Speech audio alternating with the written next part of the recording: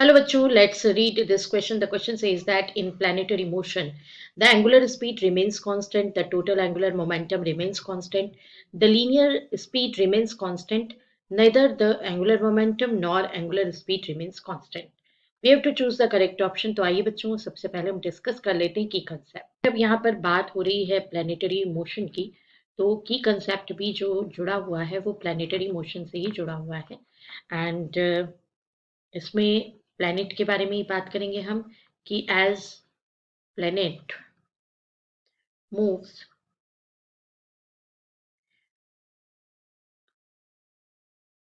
Around its orbit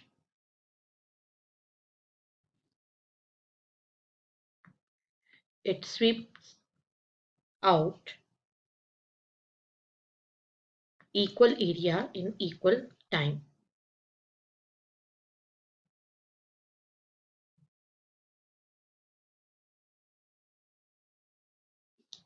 ये Kepler का second law है, according to Kepler's second law, right.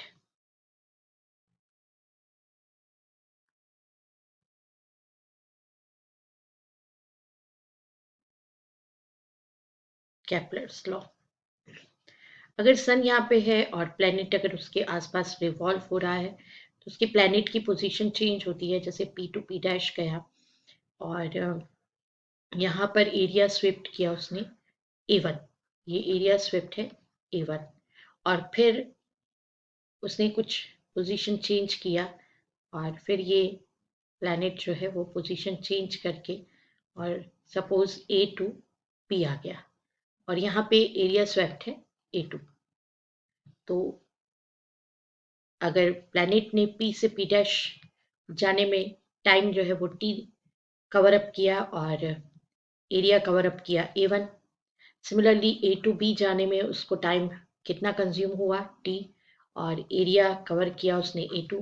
तो अगर टाइम सेम है, जैसे आप देख रहे हैं कि टाइम कैसा है, सेम है, अगर टाइम सेम है तो फिर A1 A2 एरिया स्वेप्ट कैसे होंगे, इक्वल होंगे। चलिए अब देख लेते हैं सॉल्यूशन। तो जैसा कि बच्चों हमको सेकेंड लॉ से आइडिया हुआ है कि एरिया स्वेप्ट कैलकुलेट कर लेना चाहिए, तो ये पोजीशन हम एक कंसीडर कर रहे हैं और एक ये दूसरा पोजीशन कंसीडर कर रहे हैं। पी टू पी डैश यहाँ से प्लैनेट मूव ऑन कर गया और इसको मूव ऑन करने में एंगुलर डिस्प्लेसमेंट है डेल थीटा, और ये ट्रायंगल जैसा आप देख रहे हैं बन गया है और इसका एरिया मुझे कवर अप करना है, कैलकुलेट करना है। तो area covered area swept equals to 1/2 base into height, क्योंकि ये ट्रायंगल बन गया है तो ये डिस्टेंस अगर मैं आर मानूं, ये डेल थीटा है तो ये वाला डिस्टेंस हो जाएगा आर डेल थीटा। तो ये हो जाएगा 1/2 base into height, that is R del theta. Area covered that is equals to 1/2 r square del theta. Now divided by del t both sides, divided by del t both sides। अब आप सोच रहे होंगे कि हम ऐसा क्यों कर रहे हैं, तो बिकॉज ऑफ दैट कि हमें जो कैलकुलेशन करना है उसके लिए ये मैथमेटिकल स्टेप्स ज़रूरी हैं, तो हम इसलिए इसको कंप्लीट कर रहे हैं। तो 1/2 R square del theta by del T, taking limits both side. अगर मैं बोथ साइड लिमिट ले लूँ तो taking limits del T tends to 0, limit ले लेते हैं हम इसमें दोनों साइड लेफ्ट और राइट में। तो देखिए कैसे एक्सप्रेशन हमारा आगे बढ़ेगा। Limit del T tends to 0 del A upon del T equals to 1/2 R square. Obviously जो लिमिट है वो यहाँ पर ही यूज करेंगे हम, del theta by del T.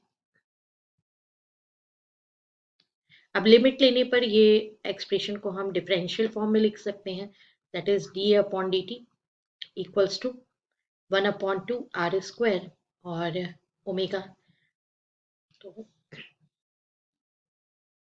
and since we know that angular momentum जो होता है, angular momentum L equals to m R square omega. Therefore यहाँ से अगर हम आर स्क्वायर ओमेगा कैलकुलेट करेंगे तो वो होगा एल अपॉन एम। सो जो स्टेप हमने कैलकुलेट की है that is D A upon D T that is equals to L upon 2m, right. अब देखिए 2 तो कांस्टेंट है, m भी कांस्टेंट है, और D A upon D T मतलब इक्वल टाइम इंटरवल में एरिया स्वेप्ट भी इक्वल है। तो एज प्लैनेट स्वीप्स आउट